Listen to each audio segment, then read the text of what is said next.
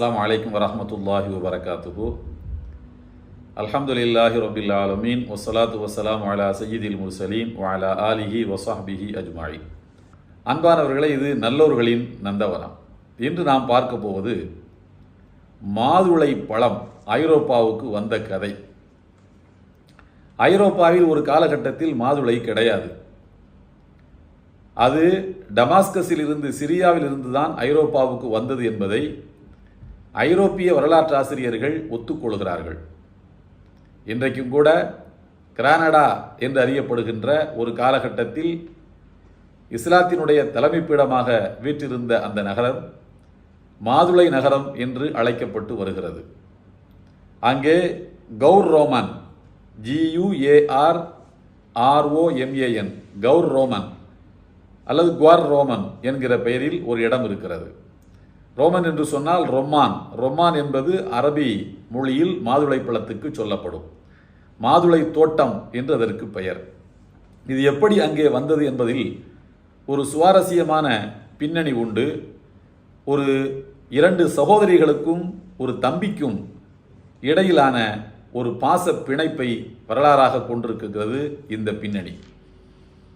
அப்துர் ரஹ்மான் இப்னு முஆவியா, இவர் சக்கர் குறைஷி குலத்தினுடைய ராஜாளி என்று அழைக்கப்பட்டவர்.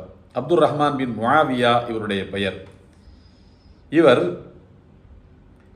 ஹிஜ்ரி 132வது ஆண்டில் டமாஸ்கஸ் நகரத்தில் உமையாக்களின் ஹிலாஃபத் வீழ்ந்தபோது அங்கிருந்து புறப்பட்டு 6 ஆண்டுகள் பயணம் என்று பயணித்து அவர் மொரோக்கோ வழியாக ஸ்பெயினை வந்தடைந்தார்.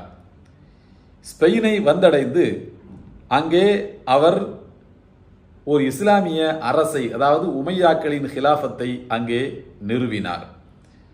ஸ்பெயினுக்குள் இஸ்லாம் ஹிஜ்ரி 92வது ஆண்டில் வந்தது. சுமார் 8 நூற்றாண்டுகள் ஐரோப்பாவுக்கு தலைமையேற்றிருந்த நகரமாக, நாடாக ஸ்பெயின் விளங்கிற்று. அங்கே உமையாக்களின் ஹிலாஃபத்தை நிறுவியவர் அப்துர் ரஹ்மான் பின் முஆவியா சக்கர் குரைஷ் என்பவர்தான். ஸ்பெயின் கிறிஸ்தவர்களின் கைகளிலே வீழ்ந்தபோது கடைசியாக வீழ்ந்த நகரம்தான் கிரானடா. அந்த கிரானடா இஸ்லாமிய வரலாற்றில் மிகவும் புகழ்மிக்க ஒரு நகரமாக விளங்கிற்று. அங்கே மாதுளைக்கு பெயர் போன நகரம் என்கிற பெயரும் அதற்கு உண்டு. இந்த பெயர் எப்படி வந்தது என்பதைத்தான் இப்போது நாம் பார்க்க போகிறோம். முஆவியா இப்னு சாலிஹ் என்கின்ற ஒரு சட்ட மேதை, இஸ்லாமிய மார்க்க ஞானங்களில் புகழ்மிக்கவராக திகழ்ந்த ஒரு சட்ட மேதை முஆவியா பின் சாலிஹ். இவர்கள் ஹஜ் பயணத்தை முடித்துவிட்டு டமாஸ்கஸ் நகரத்துக்கு வருகின்றார், ஷாமுக்கு வருகின்றார். அங்கே அமத்துர் ரஹ்மான் என்கிற ஒரு வயது முதிர்ந்த பெண்ணும் உம்மு அஸ்பாக் என்கிற பெண்ணும், இருவரும் உடன் பிறந்த சகோதரிகள். இந்த 2 சகோதரிகளுக்கும் தங்களுடைய தம்பி அமீர் அப்துர் ரஹ்மான் சக்கர் குறைஷிகளின் ராஜாளி என்று அழைக்கப்பட்ட அமீர் அப்துர் ரஹ்மான் நம்மை விட்டு பிரிந்து நீண்ட நாட்கள் ஆகிவிட்டது. அவர் வேறொரு கண்டத்துக்கு போய்விட்டார், ஸ்பெயினுக்கு, ஐரோப்பாவுக்கு போய்விட்டார். தம்பியை பார்க்க வேண்டும் என்கின்ற ஆசை. ஆனால் பயணத்துக்கு தயாராகலாம் என்று அவர்கள் தயாரான போது ஒருவர் மற்றவரோடு பேசிக்கொண்டார்கள். நாம் இருவரும் முதுமை கட்டத்தை வந்தடைந்து விட்டோம். கண்டம் விட்டு கண்டம் செல்லக்கூடிய அளவுக்கு, பயணம் மேற்கொள்ளுகின்ற அளவுக்கு நம்முடைய உடல் கண்டிப்பாக நமக்கு ஒத்துழைக்காது. ஆனால் என்ன செய்வது? தம்பியை நாம் ரொம்ப தேடிக்கொண்டிருக்கிறோம், தம்பியை ரொம்ப மிஸ் பண்ணுறோம். சரி, நம்மால் போக இயலாது. ஆகையினால் நம்முடைய தம்பிக்கு அன்பளிப்புகளை கொடுத்து அனுப்புவோம் என்று இந்த அமத்துர் ரஹ்மான், உம்மு அஸ்பாக் என்கிற இந்த 2 சகோதரிமார்களும் உமையா ஹிலாஃபத்தில் எது புகழ்மிக்க பொருட்களோ அவை அனைத்தையும், ராஜ குடும்பத்தை சார்ந்தவர்கள் எப்படிப்பட்ட அன்பளிப்புகளை கொடுப்பார்கள் என்று நான் உங்களுடைய கற்பனைக்கே விட்டு விடுகின்றேன். டமாஸ்கஸ் நகரம் அந்த காலத்தில் எழிலார்ந்த அழகு பூ வேலைப்பாடுகள் நிறைந்த துணிகளுக்கு மிகவும் பெயர் பெற்ற ஒரு நகரம். டமாஸ்கஸ் நகரத்தினுடைய எழிலார்ந்த துணிகள், உமையா ஹலீஃபாக்கள் பயன்படுத்திய மரக்கோல், ஒரு செங்கோல் மாதிரியான ஒரு மரக்கோல், உமையா கலீஃபாக்கள் கைகளிலே அணிந்திருந்த விரல்களில் அணிந்திருந்த மோதிரம், இன்ன பிற சின்னங்கள், ஹிஷாம் இப்னு அப்துல் மலிக் என்கின்ற உமையா கலீஃபா அவர்கள் பயன்படுத்திய ஹிலாஃபத்தின் அடையாளமாக பயன்படுத்திய பொருட்கள், இவைகளையெல்லாம் அவர்கள் திரட்டி அன்பளிப்பாக தயார் செய்து, கூடவே டமாஸ்கஸ் நகரத்தில் விளைந்திருக்கக்கூடிய மாதுளை கனிகளையும் கெட்டுப்போகாத அளவுக்கு உரிய ஏற்பாடுகளை செய்து இங்கிருந்து ஸ்பெயினுக்கு அனுப்பி வைக்கின்றார்கள். அங்கே கார்டோபா என்கிற குர்துபாவில் அரண்மனை இருக்கிறது. அதுதான் தலைமை பீடம். அப்போது கல்விக்கும் அதுதான் தலைமை பீடம், அரசியலுக்கும் அதுதான் தலைமை பீடம். கார்டோபாவிலே தான் அரண்மனை வீற்றிருக்கிறது, குர்துபா என்று சொல்வார்கள். அரண்மனையிலே வீற்றிருக்கக்கூடிய அமீர் அப்துல் ரஹ்மான் பின் முஆவியா சகர் குரைஷ் அவர்களுக்கு உங்கள் அக்காமார் 2 பேர் அன்பளிப்பு கொடுத்து அனுப்பி இருக்கின்றார்கள் என்று சொல்லப்பட்டவுடன் அளவு கடந்த ஆனந்தம். உங்களுடைய சகோதரிகள் இருவரும் அன்பளிப்புகளை கொடுத்து அனுப்பியிருக்கிறார்கள் என்று சொன்னவுடன் சிறு வயதிலே தன்னுடைய சகோதரிகள் இருவரும் தன்னை சீராட்டிய அந்த காட்சிகளெல்லாம் மின்னல் போல மனத்திரைக்குள்ளே வந்து எட்டி பார்க்கிறது. வேக வேகமாக அவர் ஓடோடி வந்து தனக்கு முன்னால் வைக்கப்பட்டிருக்கக்கூடிய அன்பளிப்புகளை பிரித்து பார்க்கின்றார். அவரே கைப்பட பிரிக்கின்றார். அன்பளிப்புகளை பார்த்து அளவிட முடியாத மகிழ்ச்சி அடைந்தார். தன்னுடைய பாட்டனார் ஹிஷாம் இப்னு அப்துல் மலிக் அவர்கள் பயன்படுத்திய செங்கோல் அதிலே இருந்தது. அவர்கள் பயன்படுத்திய மோதிரம் அதிலே இருந்தது. அதே போல பூவேலைப்பாடுகள் மிக்க துணிகள், டமாஸ்கஸ் நகரத்தினுடைய நாகரிகத்தை வெளிக்காட்டக்கூடிய துணிகள் அங்கே இருந்தன. கூடவே கொஞ்சம் மாதுளங்கனிகளும், கொஞ்சம் என்று சொன்னால் நமக்குத்தான் அது அதிகம், அவர்களை பொறுத்தவரைக்கும் அது குறைவு. எக்கச்சக்கமான மாதுளை பழங்களை அன்பளிப்பு பெட்டிக்குள் இருப்பதை பார்த்துவிட்டு அளவிட முடியாத ஆனந்தம் அடைந்தார். உடனே தன்னுடைய அமைச்சரவை பிரதானிகள் அங்கே சுற்றி வீற்றிருப்பார்கள் அல்லவா, அவர்கள் ஒவ்வொருவருக்கும் ஒவ்வொரு மாதுளங்கனிகளை கொடுக்கிறார். சாப்பிட்டு பாருங்கள் எங்கள் ஊர் பழத்தை. எங்கள் ஊர் டமாஸ்கஸ் என்றால், சிரியா என்றால் என்ன நினைத்து கொண்டீர்கள்? வளமான ஒரு நாடு எங்கள் நாடு.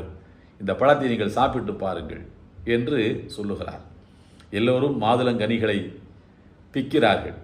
பிய்த்து உள்ளே பார்த்தால் அதிலே அதனுடைய முத்துக்கள் அடுக்கி வைக்கப்பட்டிருக்கக்கூடிய அந்த அழகான காட்சியை பார்க்கிறார்கள்.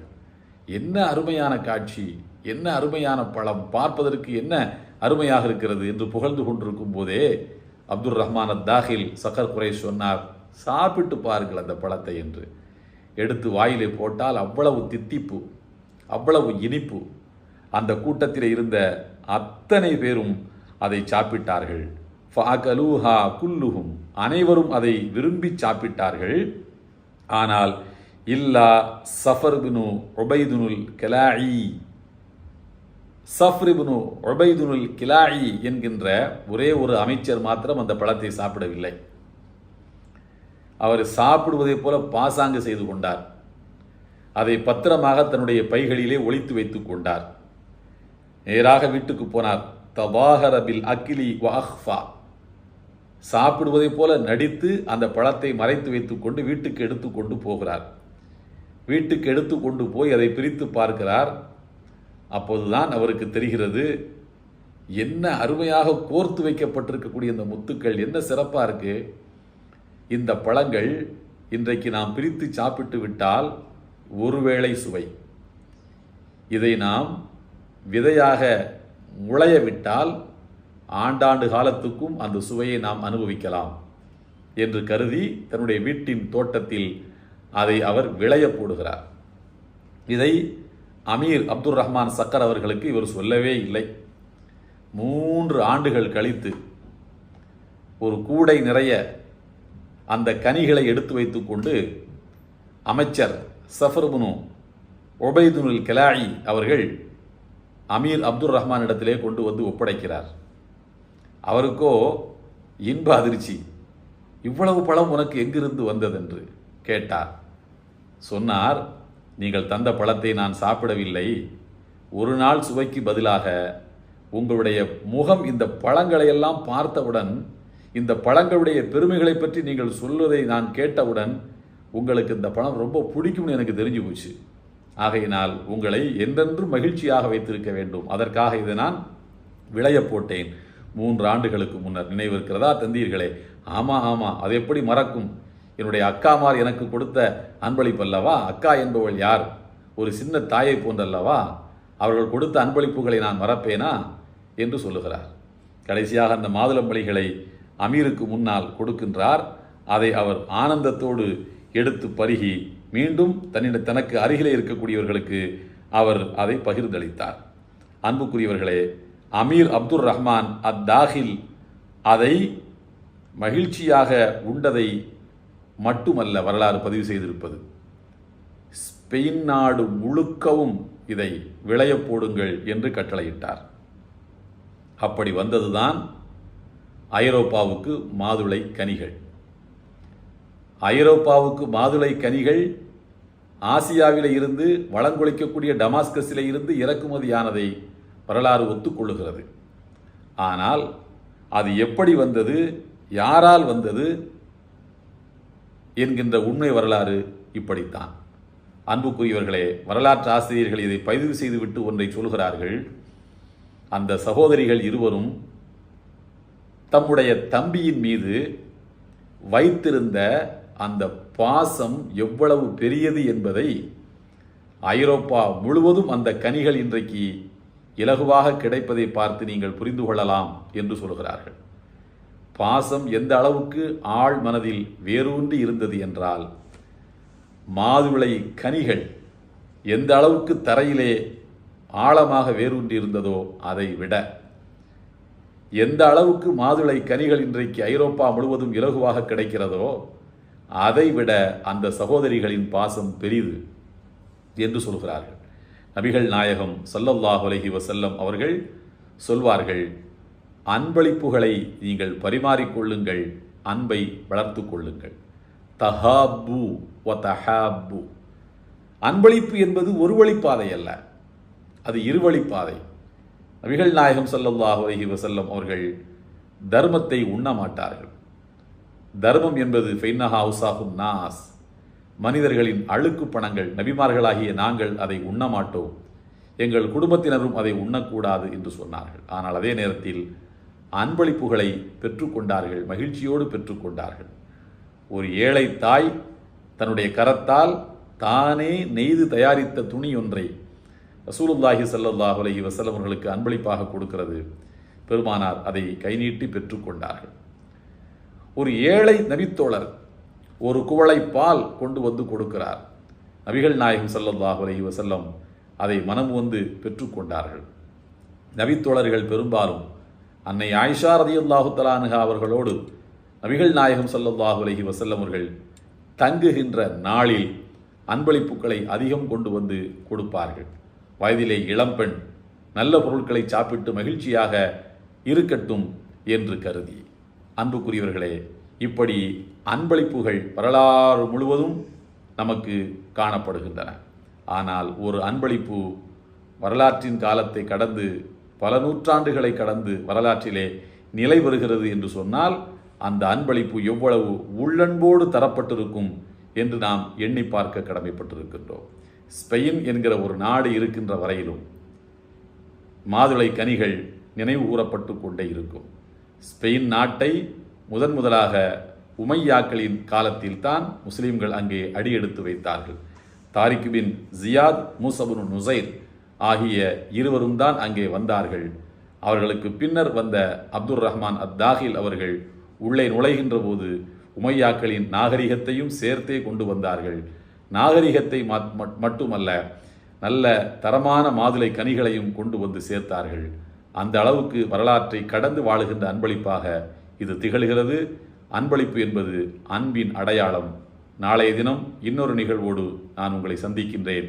எல்லாம் வல்ல ஏக இறைவனின் அன்பும் அருளும் நம் அனைவர் மீதும் என்றும் நிலவட்டும்.